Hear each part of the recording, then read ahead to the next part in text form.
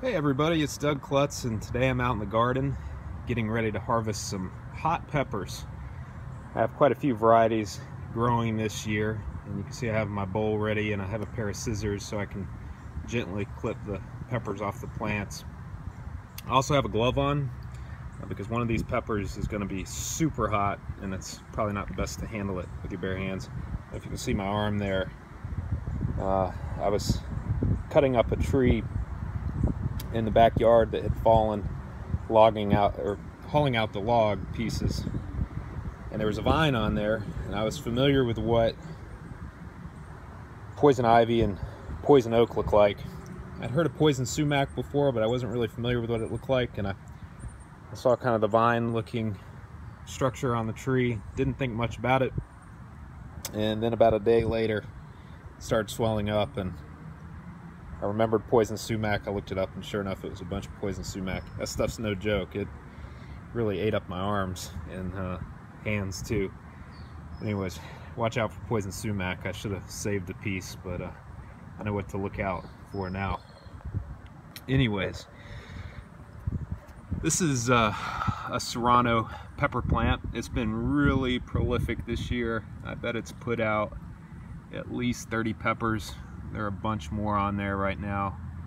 I've still got some I have to use, so I'm just going to leave these on right now. But the Serranos have been really prolific, not super spicy, kind of along the lines of a jalapeno.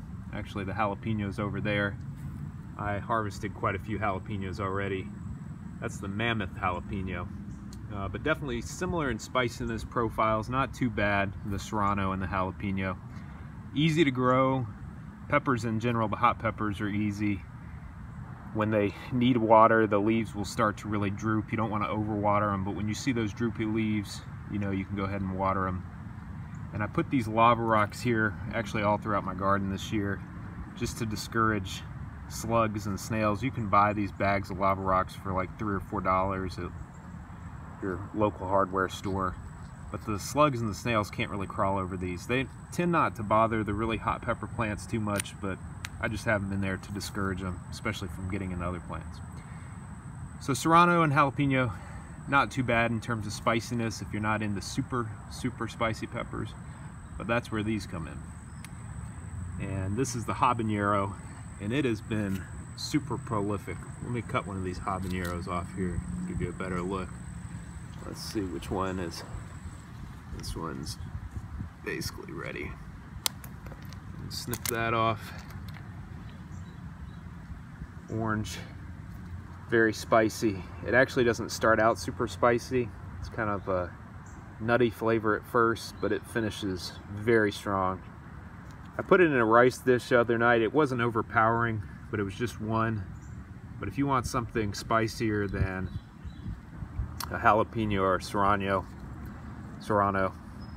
the habanero definitely steps it up. But then there's this one, and I have not tried this yet. Pretty intimidating just looking at the color, and this is the ghost pepper plant here. And you can see actually a lot of ghost peppers are ready. These are extremely hot from what I've read, and I'm actually going to make a ghost pepper salt. I can film a video about that.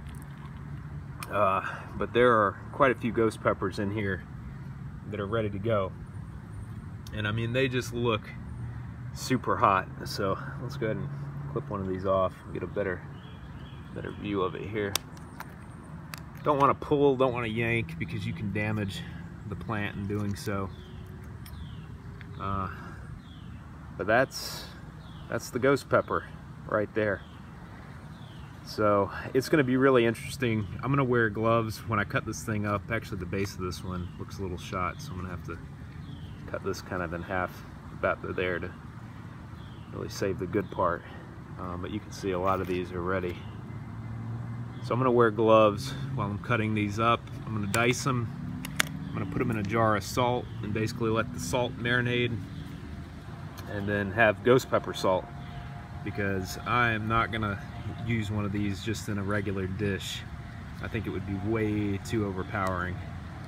But these are supposed to be intense, so I'll look forward to shooting another video and letting you know how these turned out. But peppers, they're easy for your garden. The bugs don't really bother them. Like I said, when they're ready to be watered, we just had some heavy rain, so these are good to go. But the leaves will start to droop, and you know it's time to water them. But other than that, they're pretty maintenance free, and you know, a good healthy addition to dishes. Definitely adds some heat in there. But if you're not a fan of the super spicy, try the Serrano or the jalapeno. If you want really spicy, habanero, and I can't attest to the ghost pepper, but I can only imagine what it's going to be like. So anyways, hopefully you enjoyed this video. Try to grow some pepper plants. Talk to you later. Bye.